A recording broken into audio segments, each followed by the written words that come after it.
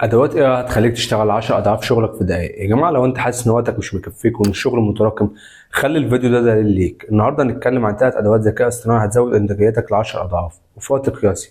اول اداه معانا هي شات جي بي تي للكتابه السريعه. بدل ما تقعد تكتب ايميلات في ساعات او حتى بوستات للسوشيال ميديا، استخدم شات جي بي تي يوفر كل ده عليك. هتدخل الفكره من هنا والعنوان بتاعها من هنا اللي عايز تتكلم عليه، والاداه بتطلع لك نص متكامل جاهز للتعديل في ثواني. هتوفر وقت ومجهود كبير عليك في صياغه الكلمات، وهتقدر تنتج محتوى اكبر في وقت اقل بكتير.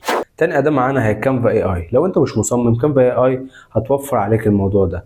هتوفر لك صور وبوسترات، وهتوفر لك حمله كامله من قبل ما تدخل حتى تكتب الوصف بتاعك، وهتلاقي هتلاقي قوالب جاهزه بتليق على المحتوى بتاعك. دلوقتي هتصمم جرافيكس احترافيه من غير ما تحتاج تتعلم فوتوشوب.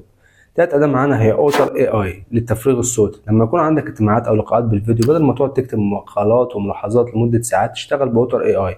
هي بتحول الكلام لصياغه مكتوبه تلقائيا، وتقدر بعد كده تستخرج الملخص ده وتكتبه براحتك بعد كده. جرب الادوات الثلاثه دي وشوف فرق الانتاجيه في الكتابه والتصميم وتفريغ الاجتماعات.